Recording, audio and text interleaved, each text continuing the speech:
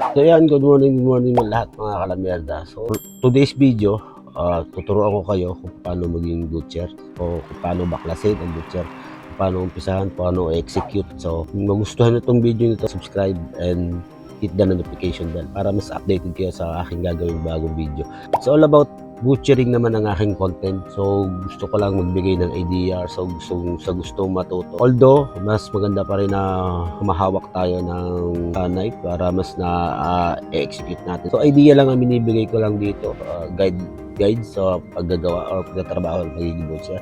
At maraming salamat nga pala sa mga followers ko, sa subscriber ko at sa mga kabaro kong butchers at sa OFW. So ingat-ingat din palagi. So diretso na tayo. And 1, 2, 3. Okay, bago natin simulan 'tong anong 'to, so yan, ito yung tinatawag nating half carcass. Yan, yung anong yan, buong kalahati pala. And then yan, sinusum ko natin yan at para makita nila kung paano tinatanggal yung taba diyan. And then yung mga remaining parts na pwede natin tanggalin, so tinatanggal natin yan.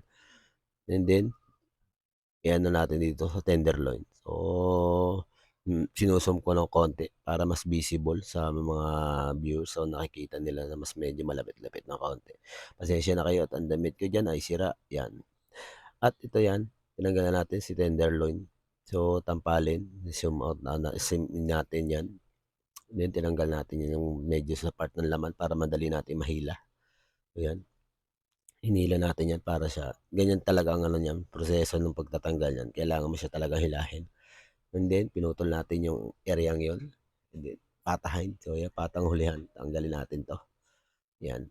Ayan, naalis na po yan. So, then, after that, so, tanggalin natin yung, separate natin yan ng konti na yung laman at saka yung taba. Kasi parang lamad yan. Madali naman yan ihiwalay. Yan, tatanggalin natin ng diretso yan hanggang sa may gilid ng ham legs or pigi. So, susumlatin lagi. Lagi ko lang isinusum yan para mas makikita na mas malapitan. Unlike nung before na malayo and then nagiging na hindi masyado maaninag. Yan. So, yan, tinanggal natin yung part ng pinakalawit ng pork belly para wala masyadong taba. So, malinis tingnan sa ilalim.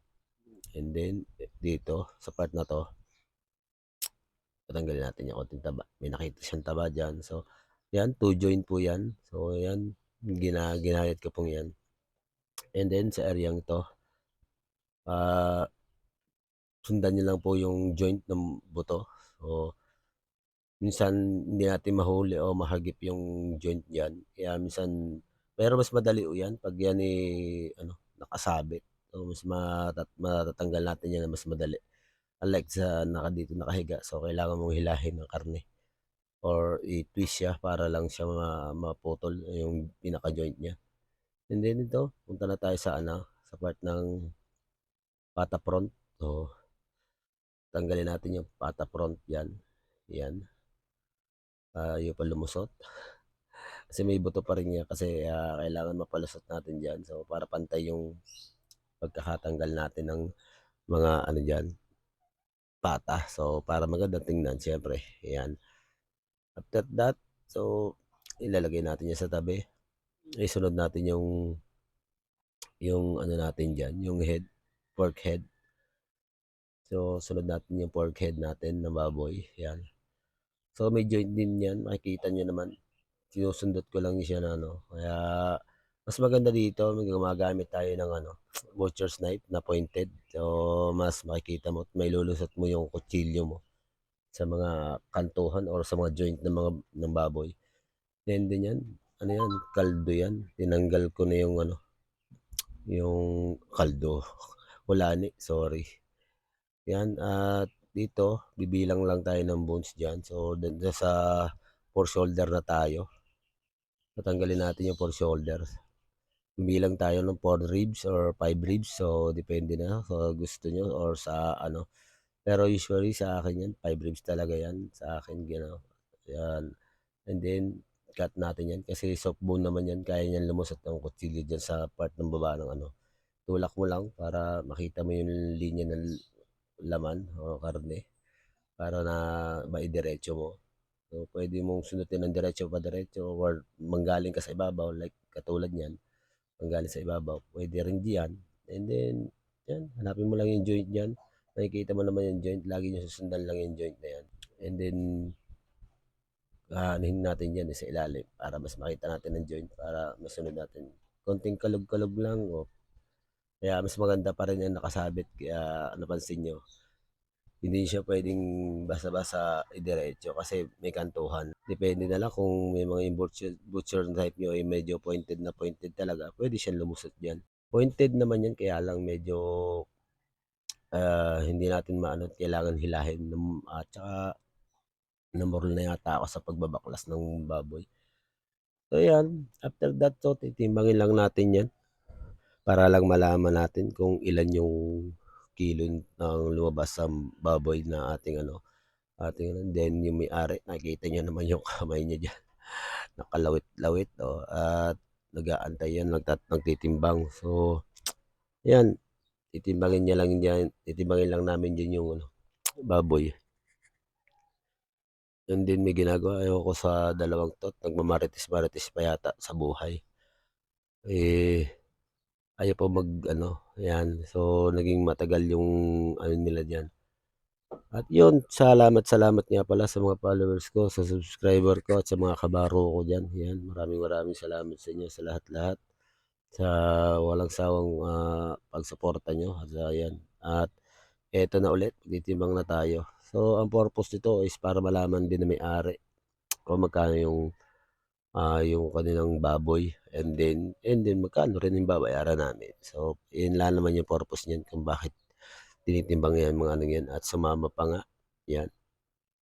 And then kukuhanin natin yung part ng inulit pala, inulit yan at medyo malabo yata yung mata ng mga taga-tingin ko, yan. Pasensya na kayo, kita niyo naman mga damit ko.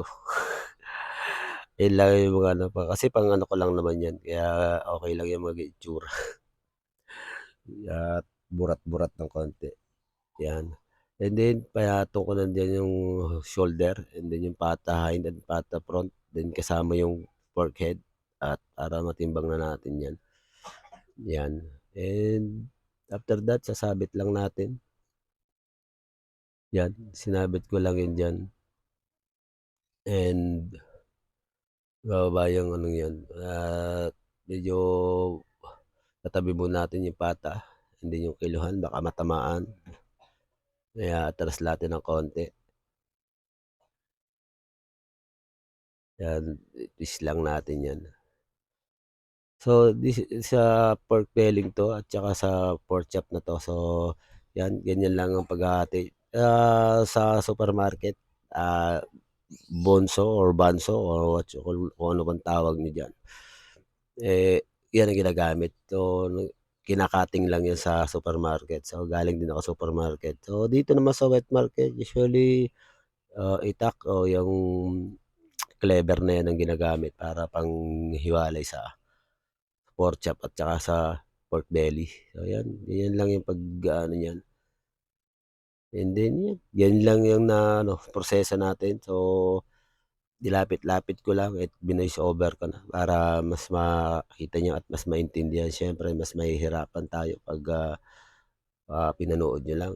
Parang although nagkaka-idea tayo o nagkaka-idea kayo, pero mas maganda pa rin medyo may paliwanag ng konti, okey.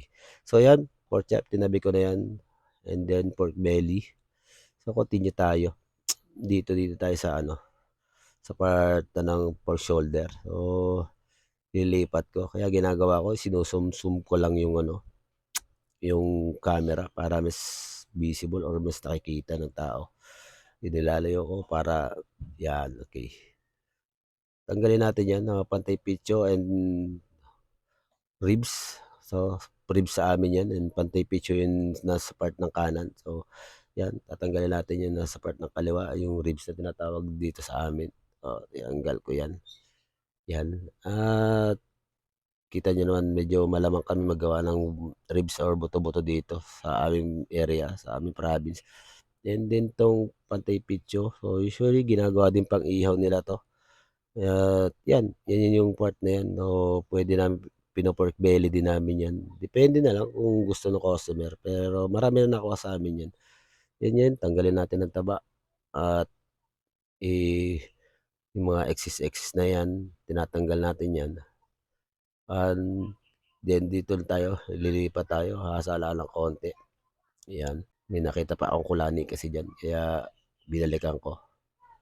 Hinahagip akong kulani diyan, sabi ko, naku, ayoko may nakikita diyan, siyempre customer ko kakain 'yan, 'yan ito ang ham leg natin. So, sa ham leg natin, same pa rin, gano'n pa rin ang proseso. Kung hindi po kayo marunong humawak ng ganyan, so wala namang problema as long as kaya niyo at natrabaho niyo ng tama, okey lang po 'yan. Depende naman po 'yan sa ano, hindi naman sila natingin sa kung paano ka mag-handle ng kutsilyo or paano mo hawakan o paano mo, ah, i-execute ang isang trabaho gamit yung kutsilyo. So 'yan, maraming maraming salamat and thank you.